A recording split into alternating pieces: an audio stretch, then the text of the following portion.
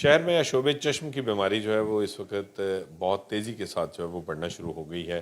روزانہ درجنوں کی تعداد میں جو ڈاکٹرز کے پاس آئی کلینکس کے اوپر ہسپتالوں میں جو پیشنٹس ہیں وہ ہر جگہ پہ رپورٹ ہو رہے ہیں۔ اس کی کیا وجوہات ہیں، کیا علامات ہیں شعبۂ چشم کی، اور یہ کس طرح جو ہے وہ اس کا ٹریٹمنٹ کیا جا سکتا ہے اور اس سے پریونٹ کیسے کیا جا سکتا ہے، اس سب پہ بات کرنے کے لیے پروفیسر ڈاکٹر اسد اسلم خان ہمارے ساتھ موجود ہیں، معروف ماہر امراض چشم ہیں۔ ان سے بات کرتے ہیں۔ ڈاکٹر صاحب، یہ شعبۂ چشم اس وقت بہت زیادہ کیسز رپورٹ ہو رہے ہیں، تو یہ کتنے پرسنٹ آپ سمجھتے ہیں کہ انکریز آیا ہے حالیہ جو یہ لہر ہے اس میں؟ جی بسم اللہ الرحمن الرحیم۔ دیکھیں، شعبۂ چشم جس کو میڈیکل ٹرمینالوجی میں وائرل کنجکٹیوائٹس کہتے ہیں، یہ ہمیں ہر سال دیکھنے کو ملتا ہے، اور یہ اس موسم میں ہوتا ہے جب بھی ہیومیڈیٹی زیادہ ہو۔ برسات جب ختم ہوتی ہے اس کے بعد ہوا میں ہیومیڈیٹی زیادہ ہوگی تو یہ وائرل انفیکشن بڑی تیزی سے پھیل جاتی ہے۔ اس کے علامات میں بیسیکلی آنکھوں کا سرخ ہونا، خارش ہونا، پانی بہنا اور آنکھوں کو سوج جانا، یہ اس کی چند 3-4 علامات ہیں جو اس بیماری میں دیکھنے کو ملتی ہیں۔ اور اس میں جو احتیاطی تدابیر ہیں وہ زیادہ ضروری ہیں تاکہ اس کو پھیلنے سے روکا جائے۔ اگر وہ نہ اختیار کی جائیں احتیاطی تدابیر تو بہت جلدی پھیل جاتے ہیں۔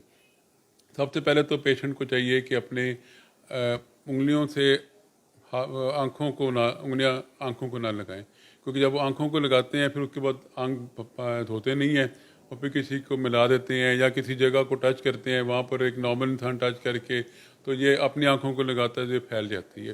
اس لیے آنکھوں کو نہ ہاتھ لگائیں، اپنا تکیہ، تولیہ، رومال علیحدہ رکھیں، سیاہ چشمہ لگائیں اور گیدرنگ میں جانے سے اوائڈ کریں۔ دیکھیں، آپ کلاس روم میں ایک بچہ جس کی آنکھ سرخ ہو شعبۂ چشم سے، جب وہ کلاس میں جاتا ہے باقی بچوں میں گھل مل جاتا ہے تو پھر آپ کچھ دیر بعد دیکھتے ہیں کہ ساری کلاس ہی سب بچوں کی آنکھیں سرخ ہونا شروع ہوگی۔ اس لیے شعبۂ چشم والے پیشنٹ کو گیدرنگ میں جانے سے اوائڈ کرنا چاہیے اور آنکھیں ملنی نہیں چاہیے، کیونکہ اگر وہ آنکھیں ملے گا تو آنکھ کا جو سامنے کارنیا جو ٹرانسپیرنٹ جو بلیک جیسا نظر آتا ہے ہمیں، وہ ٹرانسپیرنٹ ہے بیسیکلی۔ جب آنکھیں ملتے ہیں تو یہ وائرس اس میں انفلٹریٹ کر جاتا ہے اور اس میں زخم کر دیتا ہے۔ پھر جب زخم ٹھیک ہوتے ہیں تو پھر یہ سفید نشان چھوڑ جاتے ہیں، اس سے بینائی بری طرح متاثر ہوتی ہے۔ اس کے علاج میں دیکھیں، وائرل انفیکشن ہے، یہ سیلف لیمیٹنگ ہے، کچھ دنوں میں یہ خود ہی ٹھیک ہو جاتی ہے، لیکن اس میں سپر ایڈڈ انفیکشن کا چانس کافی ہوتا ہے، تو اس لیے آئی اسپیشلسٹ کو دکھا کے اینٹی بائیوٹک قطرے، اور بعض لوگ کرتے ہیں کہ پانی کے چھینٹیں مارنا شروع کر دیتے ہیں۔ آپ دیکھیں، پانی صاف نہیں ہے، پہلے والی وائرل انفیکشن آنکھ میں ہے، پانی میں کوئی جراثیم ہے تو وہ آنکھ میں اور ایک نئی انفیکشن کاز کر دیں گے۔ اس لیے پانی سے آنکھ نہیں چھینٹے نہیں مارنے۔ آرٹیفیشل ٹیئر ملتے ہیں بازار سے، وہ آپ 5 منٹ بعد ڈالیں، آدھے گھنٹے بعد ڈالیں، گھنٹے بعد ڈال لیں، اس سے یہ ہے کہ آپ کو آنکھ میں خارش ہوتی ہے وہ نہیں ہوگی۔ لیکن ایک عام پرسیپشن تو یہ ہے کہ آنکھوں میں چھینٹے پاریں، پانی جو ہے نا وہ اس سے دھو لیں تو اس سے بہتر ہو جاتی ہے۔ دیکھیں، میں اس میں یہ ایزیوم کروں، دیکھیں پانی صاف نہیں ہے، آپ کے جراثیم ہو پانی میں، پانی تو ویسے بھی ابال کے پینا چاہیے، اسی لیے کہتے ہیں تاکہ اس میں جراثیم مر جائیں۔